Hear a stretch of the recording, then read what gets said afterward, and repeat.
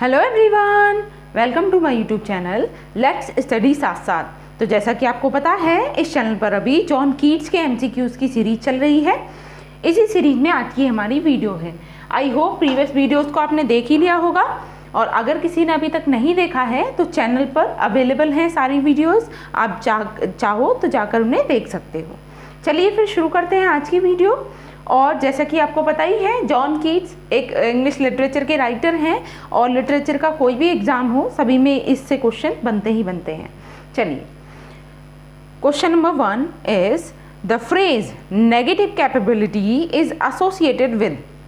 बहुत ही simple question है। Negative capability ये कौन से राइटर से एसोसिएटेड है, किससे कनेक्टेड है ये जो फ्रेज है? ऑप्शंस हैं Robert Herrick, John Keats, ST. Coleridge या फिर रॉबर्ट ब्राउनिंग। क्या हो सकता है इसका करेक्ट आंसर? सोचिए, आंसर कीजिए।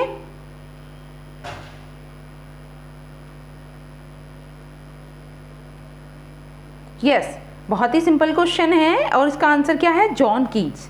ठीक है, जॉन कीट्स से रिलेटेड है नेगेटिव कैपेबिलिटी। ओके, और इसको पहली बार कब यूज किया गया था? Was first use by romantic poet John Keats in 1817 to characterise the capacity of the greatest writer to pursue a vision of artistic beauty even when it leads them into intellectual confusion and uncertainty as opposed to a preference for philosophical certainty over artistic beauty. ठीक है, the term has been revised, has been used by poets and philosophers to describe the ability of the individual to perceive, think and operate beyond any presupposition of a predetermined capacity of the human being. Keats used this term for Shakespeare. Especially Keats ने इस term को Shakespeare के लिए use किया था। Now moving to the next question. Second question is, which poem of John Keats has the theme of a fatal, magical love, luring man to his doom? तो Keats की वो कौन सी poem है जिसकी थीम है ये a fatal magical love luring man to his doom? Options are the ewe of Saint Agnes, la belle dame sans merci, ode to Psyche या फिर ode on a Grecian urn. क्या हो सकता है इसका करेक्ट आंसर? बताइए, जॉन कीट्स की वो कौन सी पोएम है जिसकी ये थीम है फैटल एंड मैजिकल लव? सोचिए, आंसर कीजिए।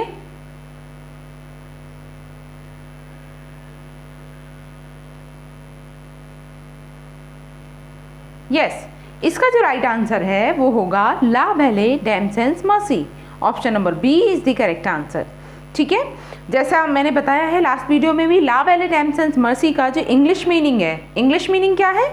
A beautiful lady without mercy. ठीक है, और जॉन कीट्स के द्वारा ये लिखी जाती है 1819 में, ये भी ध्यान रखना है। और इसी की ये थीम है। थीम क्या है? A fatal magical love luring a man to his doom. ठीक है, the poem is considered on English classic stereotypical of other of Keats works. It avoids simplicity in interpretation despite simplicity of structure. At only a short 12 stanzas of only 4 lines each. तो ये भी ध्यान रखना है कि इस poem में क्या है? टोटल 12 स्टेंजाज हैं। ठीक है, और उनमें भी क्वार्टरिन वाले स्टेंजाज हैं, यानी कि हर एक स्टेंजा में 4 लाइन है, 4 लाइन वाला स्टेंजा है। ठीक है, और इसकी अगर हम राइमिंग स्कीम की बात करें तो राइमिंग स्कीम है इस पोएम की, ला बेले रैमसन्स मर्सी की, ABCB। This is the rhyming scheme. ठीक है, the poem is monthless, full of enigmas and has been the subject of numerous interpretation. Now moving to the next question. Third is the year dash was the culmination point in Keats' career. यहाँ पे career की spell wrong है। ठीक है, Keats के career का जो culmination year था वो कौन सा था? Year dash was the culmination point in Keats career. Options are 1817, 1818, 1819, 1821. बताइए, मतलब कीट्स का करियर पीक पे था उस समय पर, वो कौन सा ईयर था?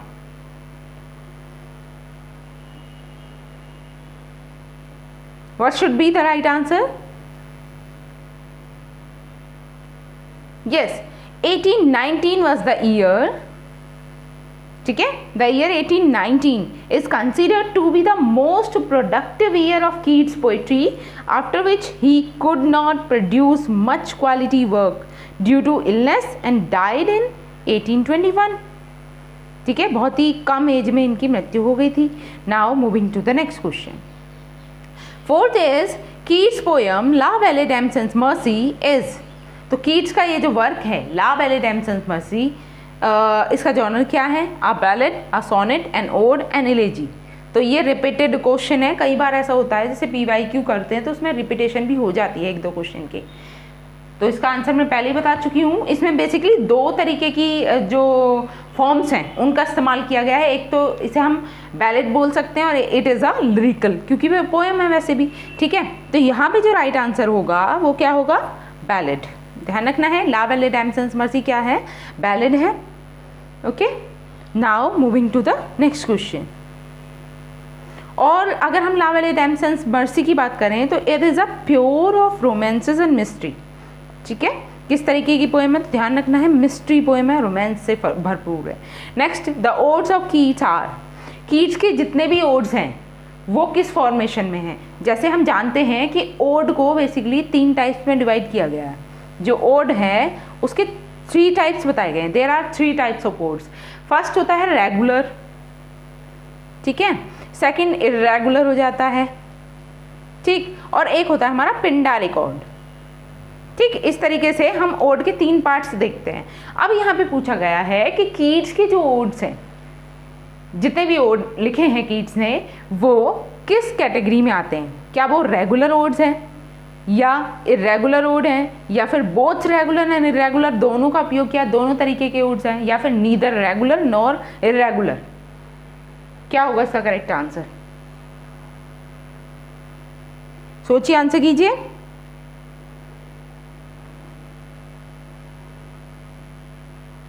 Yes, what should be the right answer?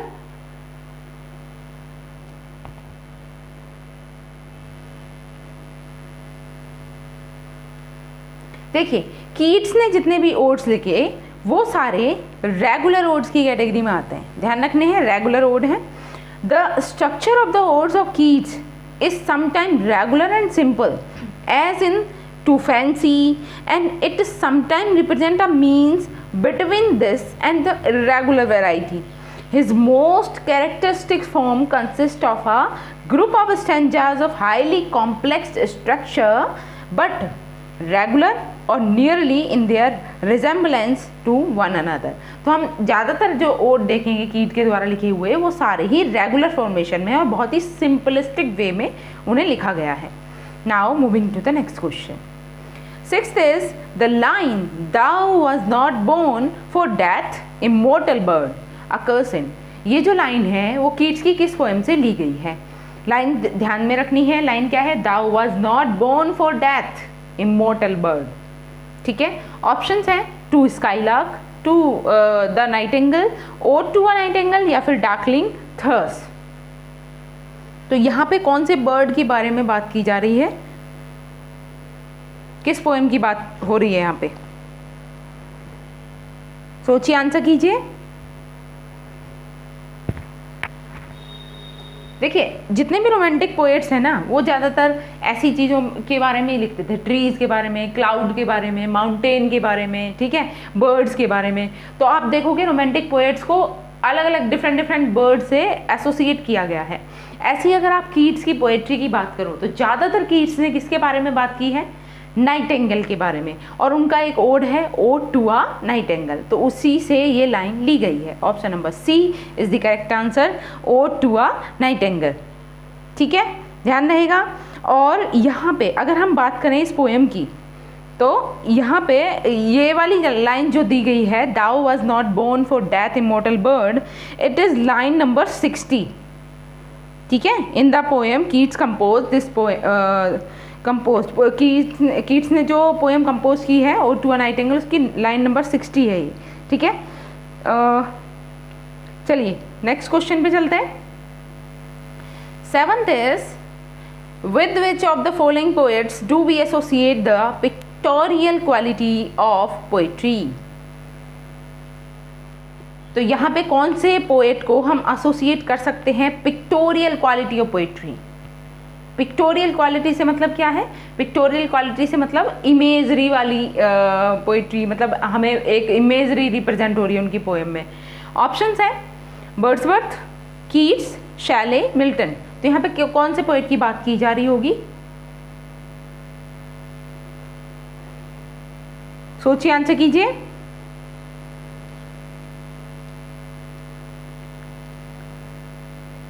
Yes, John Keats. Option number B is the correct answer.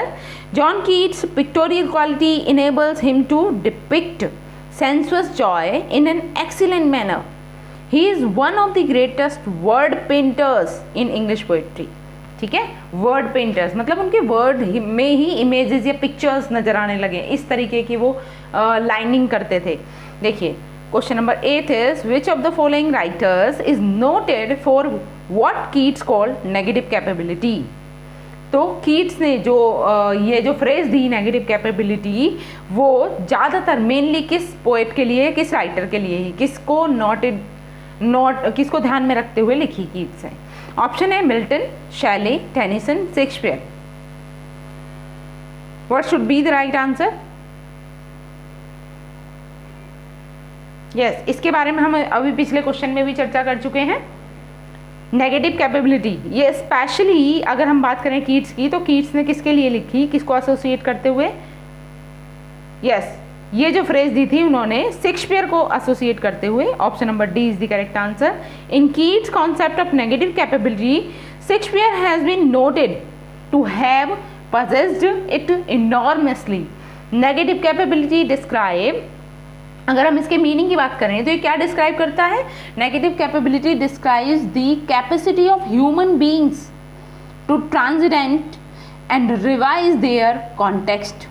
In a letter to his brother George and Thomas Keats on 21 December 1817, Keats used the phrase.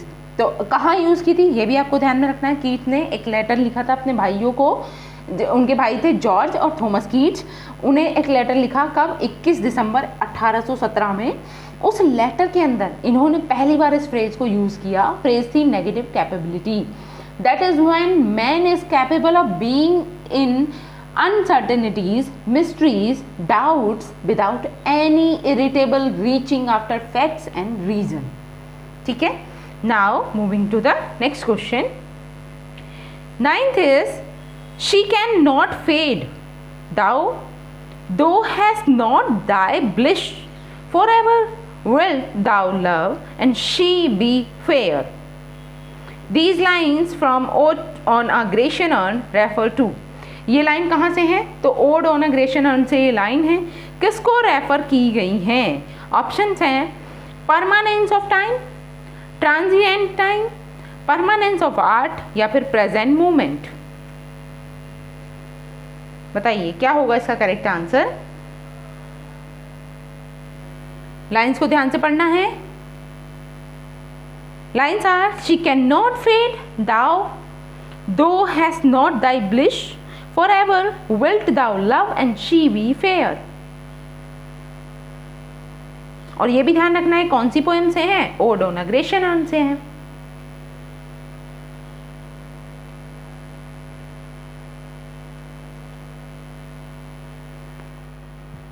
क्या होगा यहाँ पे right answer?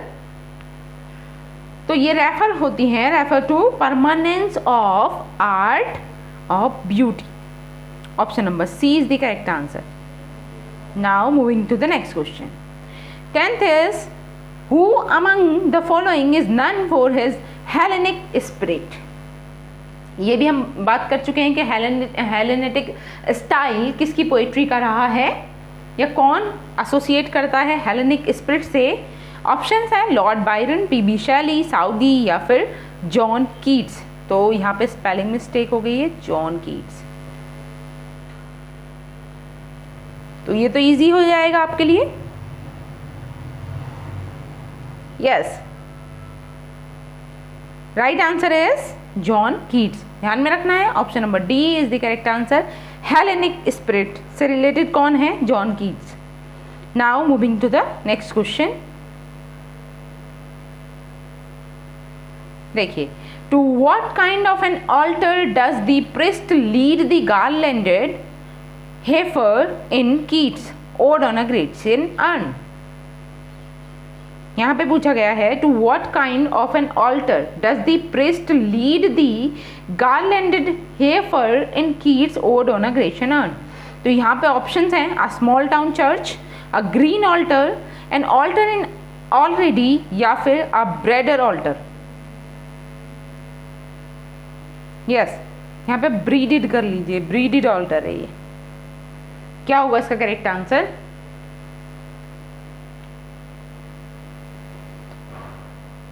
सोचिए, answer कीजिए।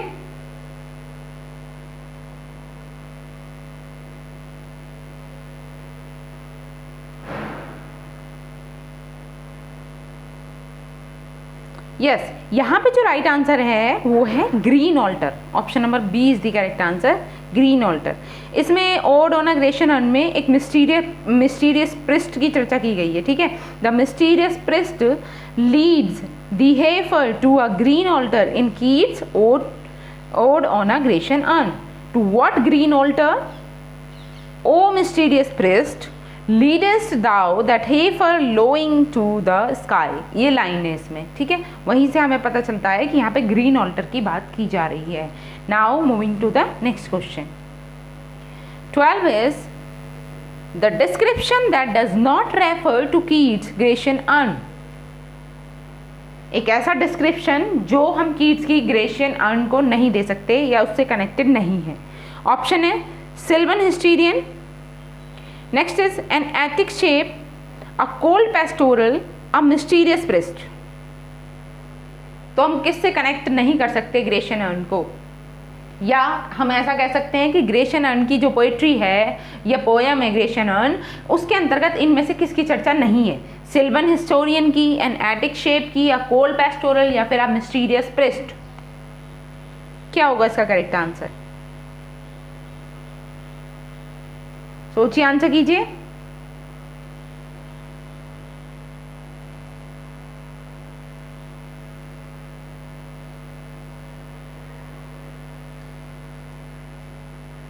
Yes, यहाँ पे अगर हम डिस्क्रिप्शन की बात कर रहे हैं, the description that does not refer, तो यहाँ पे मिस्टीरियस प्रिस्ट आंसर है। अकॉर्डिंग टू द आंसर की मिस्टीरियस प्रिस्ट का डिस्क्रिप्शन नहीं है यहाँ पे, ठीक है। The description of mysterious priest is not of the Grecian earn, Greek port और वेश, ठीक है। ग्रेसियन अर्न को क्या कहा जाता है? ये ग्रीक पोर्ट, मतलब एक बेजल, एक बर्तन या फिर एक पोर्ट के बारे में बात की गई है जो ग्रीक का है।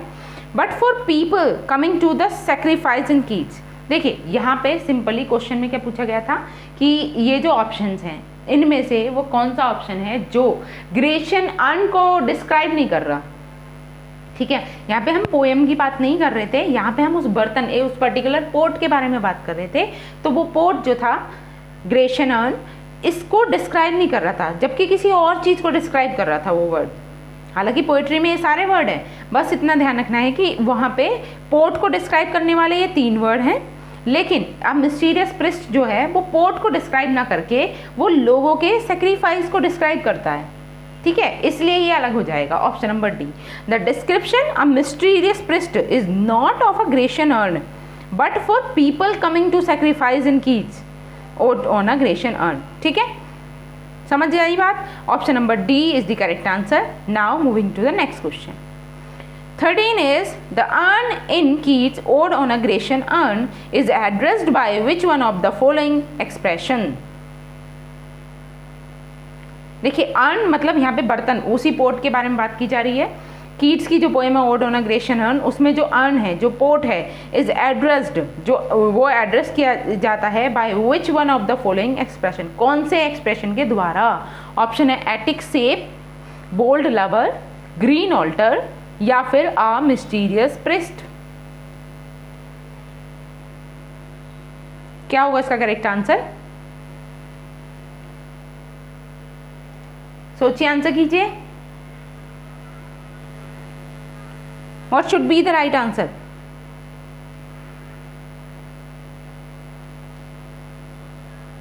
Yes, यहाँ पे जो करेक्ट आंसर है वो है एटिक सेप, ठीक है। Option number A is the correct answer. The earn in Keats ode on a Grecian urn is addressed by the expression of attic shape divided into 5 stanzas. ये जो पोएम है उसको आप लिख सकते हो कि 5 स्टेंजास में डिवाइडेड है, ठीक है, और हर एक स्टेंजा में 10 लाइन्स हैं, ठीक है, 10 lines in each stanza. The odd on a Grecian earn contain a Netter's discourse on a series of design on a Grecian urn. The poem focuses on 2 scenes, one in which a lover eternally pursues a beloved without fulfillment and another of villagers about to perform a sacrifice. ठीक है? Now moving to the next question. What according to Keats will the urn remain to men when old age shall this generation waste? Options are a forgotten historian, a friend, silent spectator of his woes या फिर an art desolate। सोचिए, answer कीजिए।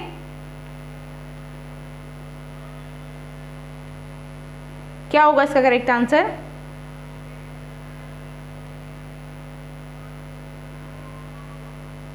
Yes, यहाँ पे जो right answer है वो है a friend. Option number B is the correct answer, a friend.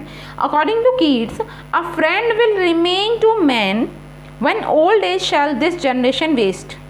In the last stanza, the poet sees the urn as a friend to humanity, but that friendship resides less in the particular truth that the urn has to teach humankind and more in the fact that the message is truth and truth is beautiful. ठीक है? Now moving to the next question. 15th is Keats addresses the Grecian urn as an Attic shape. Keats ने जो address किया Grecian urn को as an Attic shape in his ode on a Grecian urn because it was, ऐसा क्यों किया है? Because it was, option है from Greece, preserved in a attic, placed in a Greek museum या फिर अ रिसेप्टिकल for ashes. बताइए इसका correct answer क्या होगा? सोचिए, आंसर कीजिए।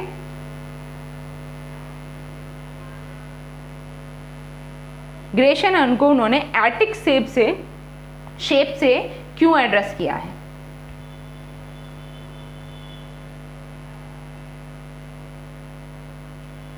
यस, यहां पे जो राइट आंसर है वो है फ्रॉम ग्रीस, क्योंकि ये कहां से है? इट वाज फ्रॉम ग्रीस, ठीक है। Ode on a Grecian urn is written by John Keats.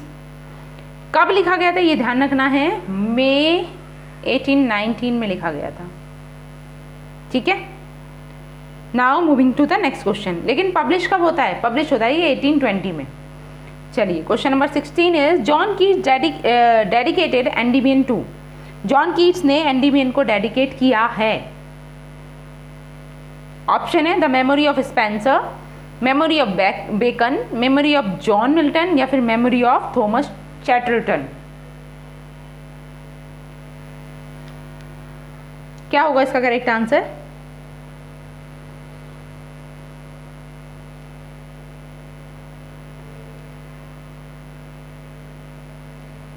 Yes, John Keats ने अपना वर्क एंडीमियन किसको डेडिकेट किया है? यहां पे जो करेक्ट आंसर है वो है the memory of Thomas Chatterton, ठीक है। Option number D is the correct answer. John Keats dedicated Endymion in the memory of Thomas Chatterton who was an English poet and forger of pseudo-medieval poetry. He committed suicide, dying of arsenic poisoning His works and death were much discussed posthumously and had an influence on the Romantic movement. Now moving to the next question. 17 is, in spite of his transcendental genius, Keats never was nor ever will be a popular poet, said by Shelley. ये कहा गया शैली के द्वारा Keats के विषय में. Why did Shelley comment so?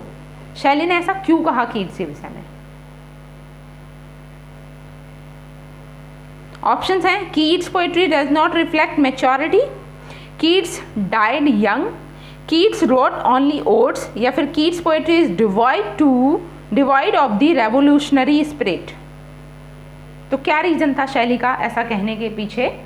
शैली ने जो कमेंट किया, in spite of his transcendental genius Keats never was और nor ever will be a popular poet.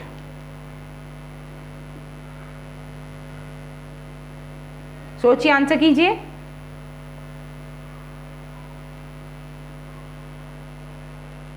Yes, यहां पे जो राइट आंसर है वो है Keats poetry is devoid of the revolutionary spirit. This was the reason before this comment by P.B. Shelley.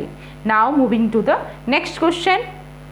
18 is, one of the most quoted statements on poetry by John Keats is reproduced with blanks below.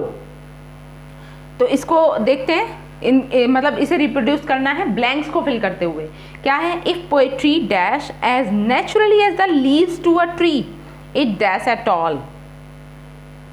तो क्या आएगा यहाँ पे? मतलब जो correct line लिखी गई है वो आपको सही करके बतानी है. सोचिए, आंसर कीजिए.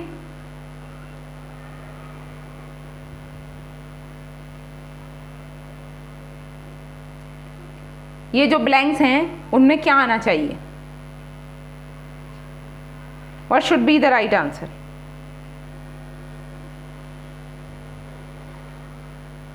यस, ये जो राइट आंसर होगा या ये जो सही लाइन है वो ये है, if poetry come not as naturally as the leaves to a tree it had better not come. ठीक है, तो यहाँ पे फर्स्ट ब्लैंक पे आना चाहिए कम नॉट, ना कि डज नॉट कम या फिर कम्स नॉट या कम नॉट. देखिए यहाँ पे आएगा एक पोएट्री कम नॉट. यहाँ पे ग्रामेटिकल रूल को फोकस नहीं करना है, सीधा सीधा जो पोइट्री में कहा गया है, जो लाइन कही गई है हम उसको ही लेके चलेंगे. तो यहाँ ऑप्शन नंबर सी है, if poetry come not as naturally as the leaves to a tree it had better not come. ठीक है, option number C is the correct answer. Now moving to the next question. 19 is, with what does the speaker claim to be half in love in Ode to a Nightingale? Options हैं, the nightingale's hunting melody, the scented flavor of the early summer, the night sky and all the stars, या फिर the peace that comes with death. क्या होगा इसका correct answer?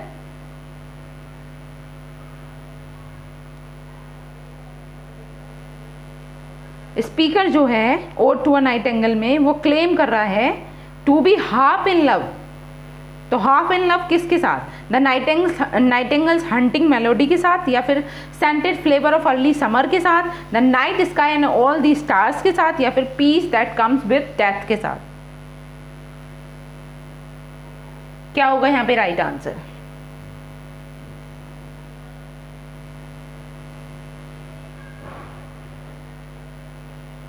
सोचिए, answer कीजिए.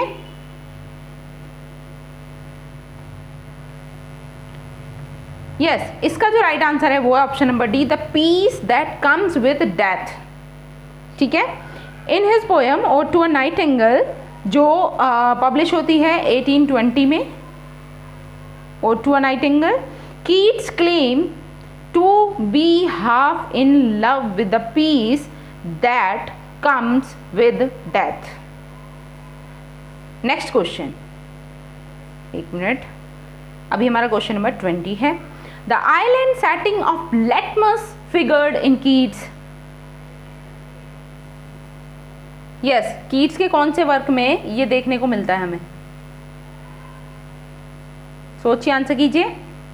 The island setting of Latmos options हैं Endymion, the ewe of Saint Agnes, Lamia या फिर हाइपीरियन। कहाँ की ये सेटिंग है या कौन सी पोएम में ये सेटिंग हमें देखने को मिलती है, मतलब एक पर्टिकुलर कौन से इस प्लेस की चर्चा की गई है। प्लेस क्या है? The island setting of litmus. सोचिए, आंसर कीजिए।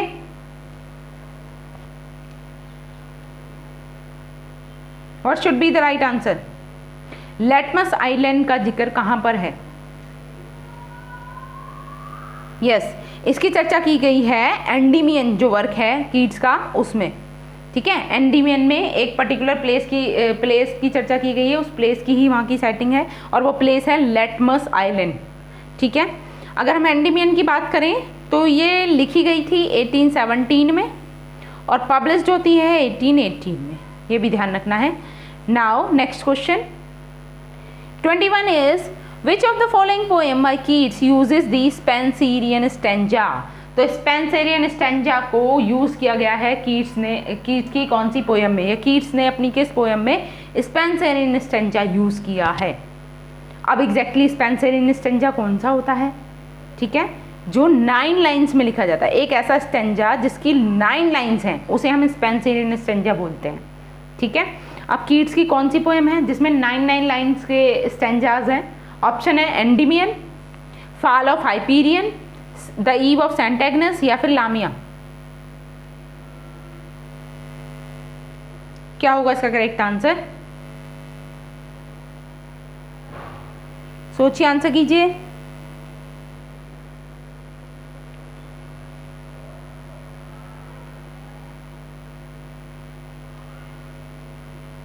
यस, स्पेंसरियन स्टैंजा में जो लिखी गई पोएम है उसका नाम है the ewe of Saint Agnes. Option number C is the correct answer. 9 line का स्टैंजा है। टोटल कितने स्टैंजाज हैं इसमें? तो आपको ये भी ध्यान रखना है 42 स्टैंजाज हैं। There are 42 stanzas in this poem the ewe of Saint Agnes. ठीक है, और अगर हमें इसके रिटन ईयर की बात करें तो ये भी 1819 में लिखी जाती है और पब्लिश होती है 1820 में। ठीक है, now moving to the next question 22 is dash the very word is like a bell to toll me back from thee to my soul self. Which word? यहाँ पे कौन सा वर्ड आना चाहिए बताइए? ऑप्शन है bird, immortal, forlorn, fancy। सोचिए, answer कीजिए। ये एक लाइन है, स्टार्टिंग में ब्लैंक है, उस ब्लैंक को फिल करना है। लाइन क्या है आगे? The very word is like a bell to toll me back from thee to my sole self. तो यहाँ पे वो कौन सा वर्ड है? सोचिए, आंसर कीजिए। Yes, the right answer is forlorn। Option number C is the correct answer. forlorn, the very word is like a bell to toll me back from thee to my sole self. ठीक है, और ये कहाँ से लिया गया है? तो ये लिया गया है ओड टू अ नाइटिंगेल से, ये ध्यान रखना है। Now moving to the next question. Wait a minute. Yes, 23 she dwells with beauty, beauty that must die, wrote Keats in one of his odes referring to। तो Keats के एक odd में ये लिखा गया है she dwells with beauty, beauty that must die। तो किसके विषय में बात हो रही है यहाँ पर? ऑप्शन है इंडोलेंस को रेफर करते हुए, ऑटम को रेफर करते हुए, मेलनकॉली या फिर साइकी। सोचिए, आंसर कीजिए। She dwells with beauty, beauty that must die।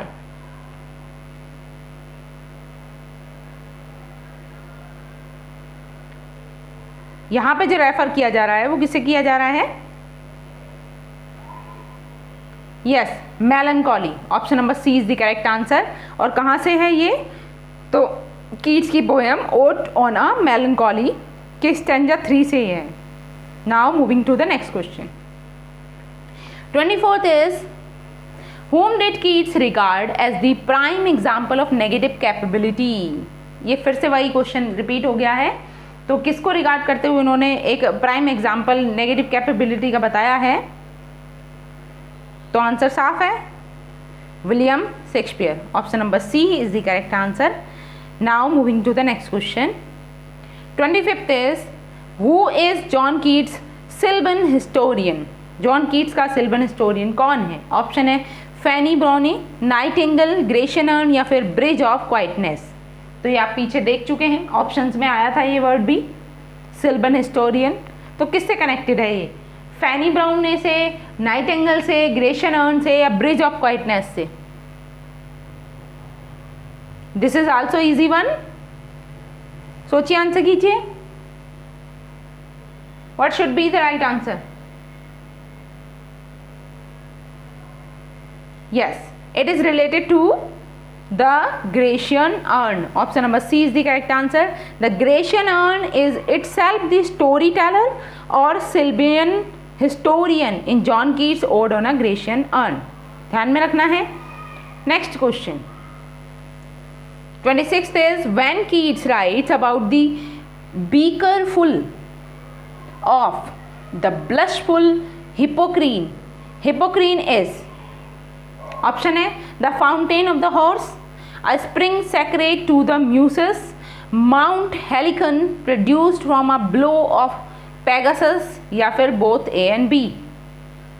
तो यहाँ पे हिपोक्रीन कौन है या क्या है ये बताना है। सोचिए, आंसर कीजिए।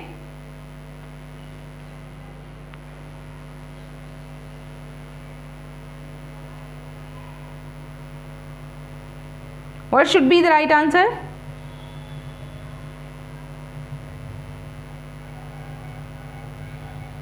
Yes, यहाँ पे जो कीट्स ने ये टर्म यूज की है हिपोक्रीन, ये एसोसिएटेड है द फाउंटेन ऑफ हॉर्स और a spring sacred of the Muses, इन दोनों से।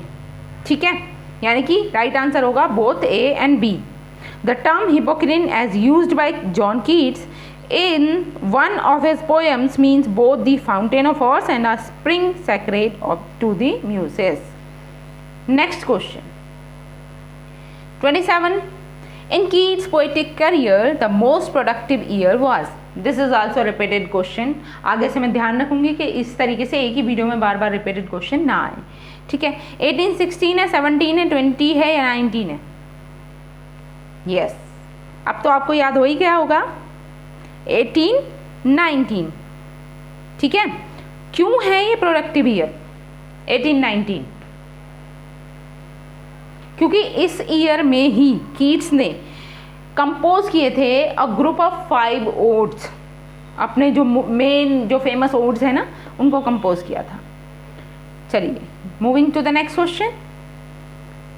28 is the words where are the songs of spring, ay where are they, occur in.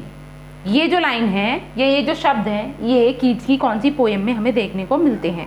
Odd to the west wind, the season, ode to autumn या फिर resolution and independence? सोचिए और answer कीजिए, क्या होगा इसका correct answer? The words where are the songs of spring, ay where are they, ये जो लाइन है ये कहाँ है, कीट्स के कौन से वर्क से हैं?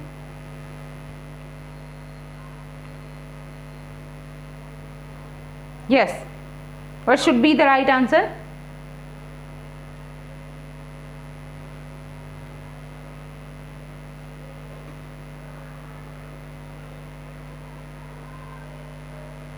Yes, इसका जो राइट आंसर है वो है ओड टू ऑटम।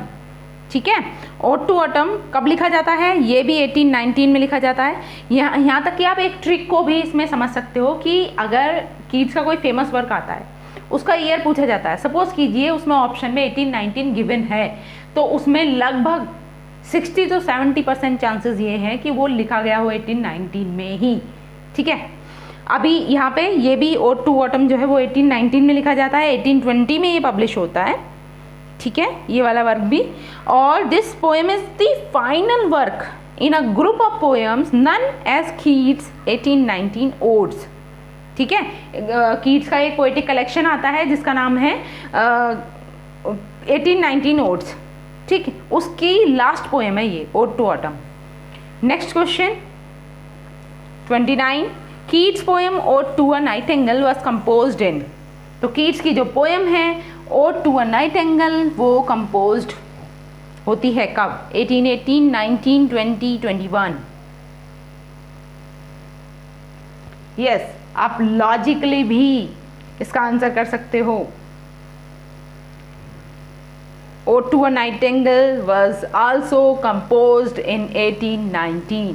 ठीक है, option number B is the correct answer. Ode to a Nightingale is written in 1819 and is a personal poem that describes Keats' journey into the state of negative capability. ठीक है, ये भी ध्यान रखना है, it is a personal poem. Next, और ये आज का हमारा लास्ट क्वेश्चन होगा।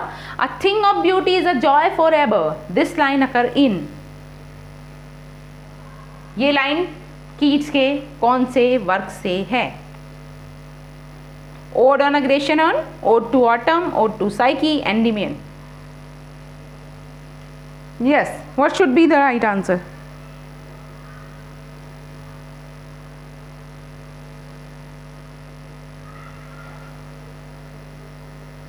सोचिए, आंसर कीजिए।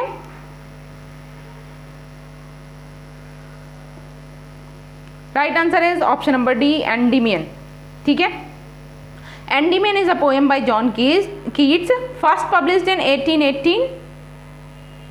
It begins with the line, "A thing of beauty is a joy forever." It is written in rhyming couplets in iambic pentameter. Okay? Okay then, आज के लिए हम इतना ही रखेंगे। आई होप मेरी वीडियो आपको अच्छी लगी होगी, और अगर वीडियो अच्छी लगी है तो आपको इसको लाइक करना है, शेयर करना है, अपने सजेशंस कमेंट बॉक्स में लिखकर ज़रूर देने हैं, और अगर चैनल पर नए हैं तो चैनल को ज़रूर से ज़रूर सब्सक्राइब कर लेना है। ठीक है, सीरीज़ में हम कंटिन्यूएशन में आगे बढ़ रहे हैं। इसी सीरीज़ में आपकी कोशिश करेंगे एग्ज़ाम से पहले आपके सारे राइटर कवर अप हो जाएं इसी MCQ प्रैक्टिस के साथ। ठीक है, तो जुड़े रहिए चैनल के साथ और करते रहिए अपनी तैयारी। तब तक के लिए थैंक्स फॉर वाचिंग, मिलते हैं नेक्स्ट वीडियो में। Thanks for watching, keep learning and keep supporting me. Thank you.